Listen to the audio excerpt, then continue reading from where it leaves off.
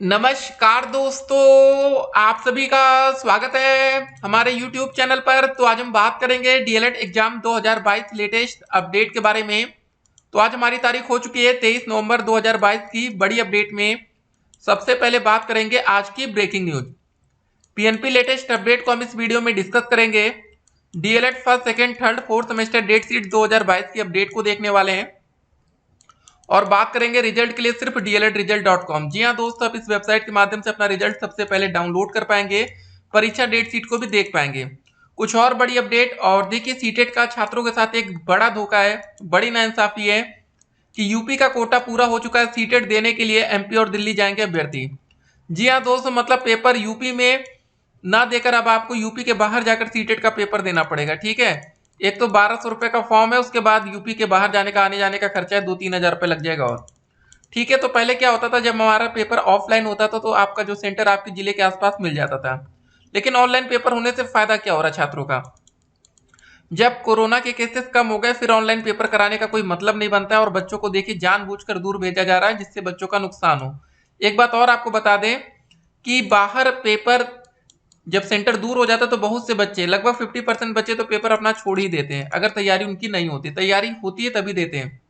अगर आप पीटी का दोस्तों देख लेंगे एग्जाम में, तो काफी बच्चों ने 10 लाख से ज्यादा बच्चों ने पेपर छोड़ दिया। मतलब 10 लाख से ज्यादा बच्चे पेपर छोड़ दिया। अगर वही सेंटर उनके जिले में होता ना तो इतनी बड़ी संख्या वहां पर देखने को ना मिलती। ठीक है, उसके बाद देखिए एक और बड़ी अपडेट। पीएम नरेंद्र मोदी ने 173 युवाओं को दिया नियुक्ति पत्र, बोले देश में बढ़े रहे हैं रोजगार के अवसर। ठीक है, उसके बाद बात करेंगे बीएड के चौथे सेमेस्टर की परीक्षाएं 28 नवंबर से। तो दोस्तों अलग अलग बीएड के जो एग्जाम होते हैं, ठीक है, यहाँ पर डेट है। उसके बाद अगली अपडेट है कि पीसीएस में अतिरिक्त अवसर के लिए प्रदर्शन हो रहा है, समूह ग भर्ती को अध्याचन मांगा गया है। और उसके बाद हम बात करेंगे यूपी टेट, सीटेट और सुपर टेट के बारे में। डीएलएड स्कूटनी रिजल्ट का बच्चे बेसब्री से इंतजार कर रहे हैं और डीएलएड में एग्जाम की तैयारी कैसे करना है। जी हाँ दोस्तों, डीएलएड 2022 बैच के कुछ छात्रों का क्वेश्चन था कि क्या यूपी में हर जगह डीएलएड का पेपर सेम आता है कि अलग अलग आता है। तो गाइस हम आपको बताना चाहेंगे, अगर आप लखनऊ में रहते हो, प्रयागराज में, वाराणसी कहीं पर भी रहते हो, बरेली में रहते हो, तो आपका जो पेपर बनेगा वो सेम टू सेम बनेगा। ऐसा नहीं होगा कि भैया लखनऊ का पेपर अलग, प्रयागराज का अलग। ठीक है, पेपर सेम रहेगा और पेपर की डेट भी सेम रहने वाली है। आपके मन में एक और सवाल था कि एक दिन में कितने पेपर होते हैं। अगर दोस्तों हम डीएलएड द्वितीय सेमेस्टर परीक्षा डेट शीट की बात करें तो पहले दिन आपको, ठीक है, जो भी आपका पहला दिन पेपर होगा उस दिन 2 पेपर होगा। पहला होगा वर्तमान भारतीय समाज एवं प्रारंभिक शिक्षा का और दूसरा प्रारंभिक शिक्षा के नवीन प्रयास का। दोनों क्वेश्चन पेपर दोस्तों आपके 50-50 अंक के आने वाले हैं। ठीक है, उस हिसाब से आपकी तैयारी हो। पासिंग नंबर होता है 50 में से कितना नंबर, 25। ठीक, उसके बाद दूसरे दिन आप पेपर देंगे विज्ञान का, गणित का और सामाजिक अध्ययन का। जरा समझ लीजिए, विज्ञान का पेपर 25 नंबर का, गणित का पेपर 25 नंबर का, सामाजिक अध्ययन का पेपर 50 नंबर का होगा। और अंतिम दिन जो आपका पेपर होगा हिंदी और अंग्रेजी का होगा। ये पेपर होगा आपका 25 और 25 का। ठीक है, इसी हिसाब से आपका पेपर होगा, तैयारी होनी चाहिए आपकी। फिर बात करेंगे चतुर्थ सेमेस्टर परीक्षा डेट शीट के बारे में। तो यहाँ पर टोटल आपके 8 सब्जेक्ट हैं, जरा ध्यान में रखिएगा। ठीक है, तो पहले दिन आपका पेपर होगा आरंभिक स्तर पर भाषा एवं गणित के पठन लेखन क्षमता का विकास, और पहले दिन ही होगा शैक्षिक प्रबंधन एवं प्रशासन का। पहले दिन आपका 2 पेपर होगा। ये क्वेश्चन होगा पेपर आपका 50-50 नंबर का। फिर आपका विज्ञान, गणित और सामाजिक अध्ययन का अंतिम दिन पेपर, मतलब अगले दिन पेपर होगा। सामाजिक अध्ययन 50 नंबर का, बाकी विज्ञान और गणित 25-25 का। फिर दोस्तों लास्ट डेट में हिंदी का पेपर 25 नंबर का, अंग्रेजी का पेपर 25 नंबर का, शांति शिक्षा एवं सतत विकास का पेपर भी 25 नंबर का होता है। ठीक है, एक बात याद रखिएगा, जो पेपर आपका 1 घंटे का होता है वो 25 नंबर का, जो पेपर आपका 2 घंटे का होता है वो 50 नंबर का। ठीक है, इस हिसाब से भी आप समझ सकते हैं। तो देखिए एक और बात आई थी, फीस माफ, एक के साथ एक फ्री, फिर भी 1.35 लाख सीटें खाली। छात्रों ने किया किनारा तो दाखिलों को प्राइवेट कॉलेज ले रहे ऑफर का सहारा।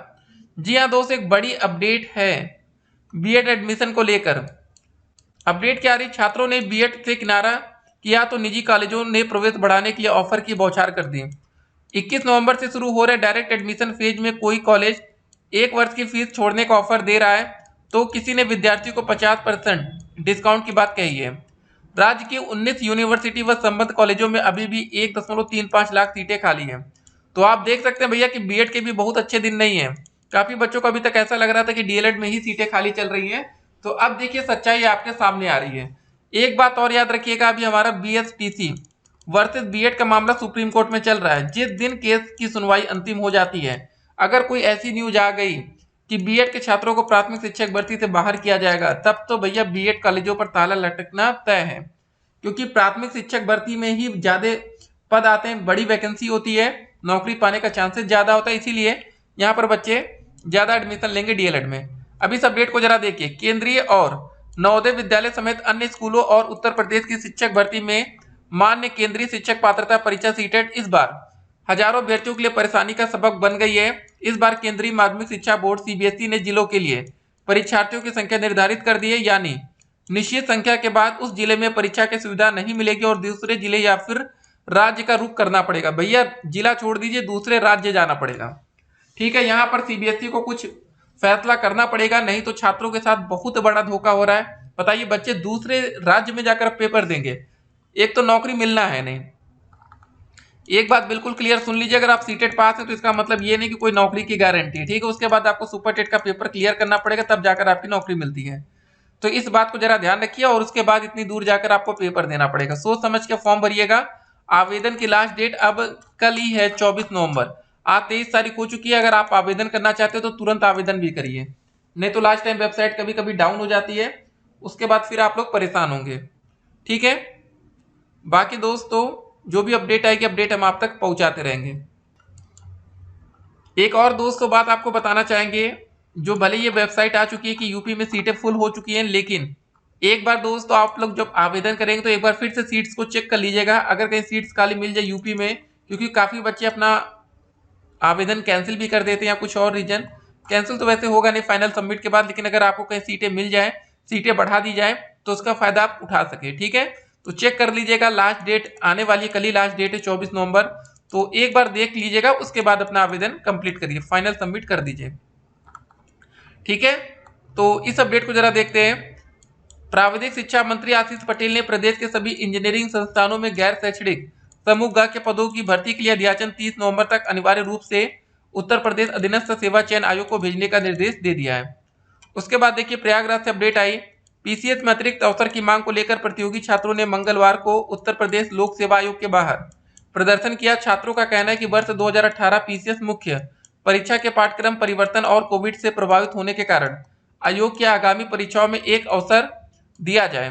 ठीक है, तो हर जगह से दोस्तों अलग अलग अपडेट्स आती रहती हैं, हर एक अपडेट हम आप तक पहुंचाते रहते हैं। वीडियो के अंत में एक बात और, परीक्षा की तैयारी कैसी करनी, देखिए गाइस लास्ट टाइम चल रहा पेपर का एक दिन में 2 और 3 और फिर 2 पेपर, या चतुर्थ सेमेस्टर में 2, 3 और 3 पेपर होगा।